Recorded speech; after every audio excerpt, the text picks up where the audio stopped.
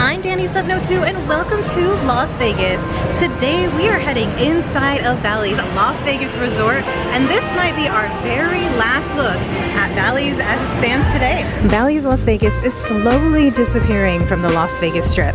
As of spring of this year, they have started to rebrand the Bally's Resort from Bally's to Horseshoe Las Vegas. Just this week, they started to remove the historic Bally sign and lettering, erasing the name as one historic resort fades away. Another historic resort, well, comes back. Now, Bally's is located Central Strip. Across the way, you'll see Caesar's Palace. Directly across the street is the Bellagio. And next door to Bally's, we've got Paris, Las Vegas. And I honestly tend to forget about Bally's. I think it has a lot to do with how far back the resort sits from the boulevard. There used to be a long moving walkway that would take you from the sidewalk of Las Vegas Boulevard all the way to the front of the doors of the hotel, which made it a pretty grand entrance, but all that was taken out in 2013 to utilize this space with an open air mall that has boutiques, specialty stores, restaurants, and fast food outlets, and a few bars, which is called the Bazaar Shops. Makes sense, cash in that retail space, but now the actual resort is kind of hidden behind the complex, which is kind of bizarre in itself if you ask me. As you can see, there is a lot of construction going on around Bally's, not only on the inside and the lettering's being taken down, the marquee being taken down, but right here, this is a bridge that will take you over to the Bellagio. There's a whole bunch of construction going on here. I did read that there are 17 eateries in this area alone. We've got a Wahlburgers, a pizza spot, Dirt Dog is pretty known here, Dole Whips, and it seems like you can find something for everyone in the Bazaar Shops. The Dirt Dog not only has a bar attached to it, but they're known for their street food or street hot dogs. I remember when you'd come out of a club in Los Angeles, you can get one of those street hot dogs. We used to call them danger dogs. It looks a little bit similar to that. I've got to say, I appreciate the shade here in the Grand Bazaar Shops. Not only is there a lot of shade, but they've got a lot of these little misters above your head. There he is. Get misted, brah. Because it's about 108 degrees out currently, only going to get hotter throughout the day.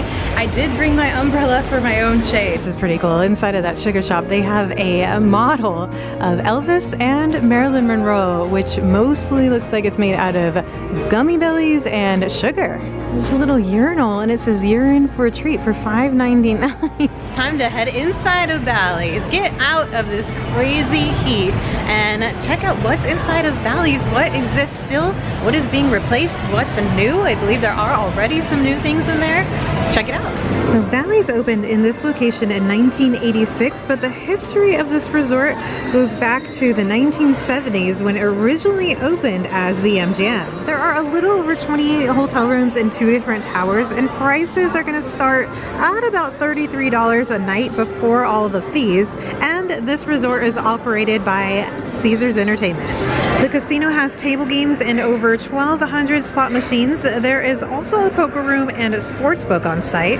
We've got 2 pools, a spa, salon, fitness center, and even a tennis complex. Even before MGM, part of this site was once occupied by the Three Coins Motel, which was a Western-themed hotel and casino. But Kurt Kerkorian and MGM purchased the land and opened MGM December of 1973. It was a luxurious resort with marble statues, hundreds of chandeliers, and it had the world's largest casino at the time, and I do believe it was one of the world's largest hotels at opening. Now, there was once a long-running show called Jubilee that ran from 1981 to 2016. It was a very, very popular showgirl show. Definitely one of those historic Las Vegas shows that made its mark in Vegas for generations to come. Yes, I would have loved to have seen that at some point. Now, currently in the Jubilee Theater, they have Extravaganza Las Vegas Spectacular, which says it's a celebration of everything amazing you've heard about Las Vegas in one unbelievable, spectacular production. Heading a little further in, I see another coffee shop. Looks like they have some pastries and bakery. Elevator towers over here and the Jubilee Las Vegas ballrooms. Currently for shows, they have Potted Potter, which is really hard to say. It's a Harry Potter parody show, and they do have 3 different styles of magic shows. I went up the elevators to see what the view looks like from the top. Looks like we've got a pretty cool view of the Las Vegas Strip looking north. I have a feeling if your hotel room is more towards the boulevard, you're gonna have a better view, of course. The buildings are slightly in the way, but that's what it looks like. You can see the Link and the Flamingo and the Mirage, Caesar's Palace. A bunch of construction going on in the middle of the casino. Please pardon our dust. Renovations are in progress. Got some renovations going on right over here as well. And this is the walkway over to the Paris Las Vegas. So they connect. Bally's and Paris connects. That way you don't have to go out into the sun and the heat.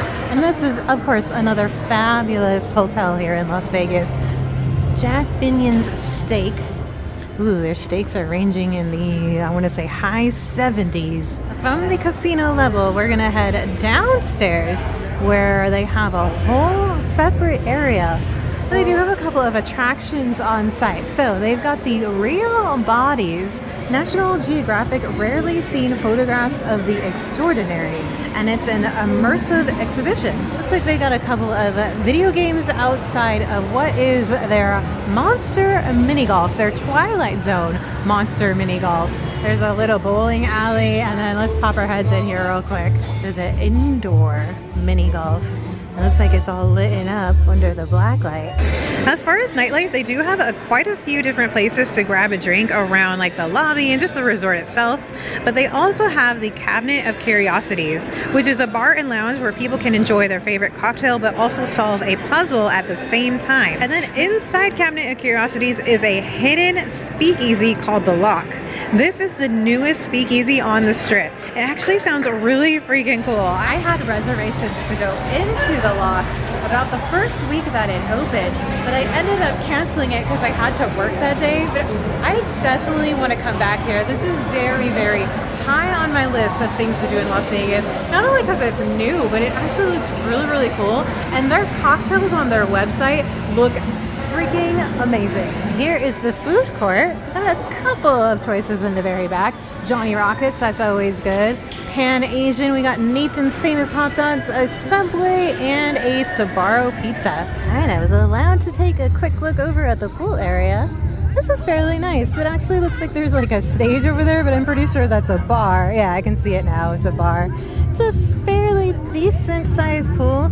Currently it is a Thursday, but it is the Thursday before a Labor Day weekend, so this is what the crowds are looking like. I'm loving these little day beds that sit right next to the pool that are not exactly the cabanas, but they've got the overhead shade if you need it. Check this out. How cool is this? There are tennis courts in the very back edge of the pool. I think there's even more on that opposite side there. It kind of looks like it mimics the area that we're looking at now.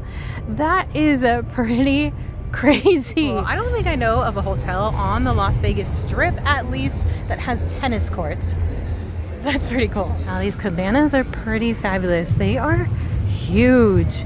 You have an overhead fan. We've got the misters right in front, a TV, a table, and a couple of lounge chairs. Now if we keep going down that hallway, we are going to find the entrance to the Las Vegas monorail. So it's always very handy to have a hotel that is connected to the Las Vegas monorail. The Las Vegas monorail is one that you do have to pay for, but it takes you pretty much all the way down the Strip. It starts right here at the MGM. So the Tropicana is a little bit south from there, but the MGM Grand is where it starts.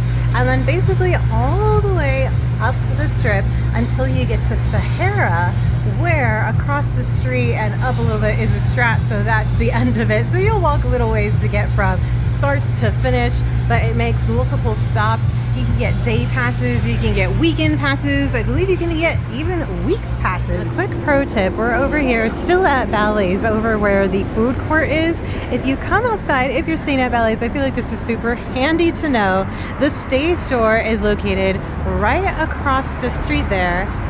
And the stage door has a liquor store that basically you can get some pretty cheap adult drinks. Check it out. I also see a sign that says you can get a 4-pound beef hot dog with a Michelob Light or Budweiser for $3. And not that long ago, Caesars announced that it was going to be adding a humongous arcade to Bally's or Horseshoe, because I'm pretty sure it'll be Horseshoe by the time it opens. It's supposed to be this whole area here that is boarded up and has the white walls. Behind it is actually a humongous, I want to say venue, just a humongous area that used to be the sports book. There used to be a massive sports book right behind these walls here. Like they're taking something out for the adults and putting something in for the kids, which is so unlike Las Vegas.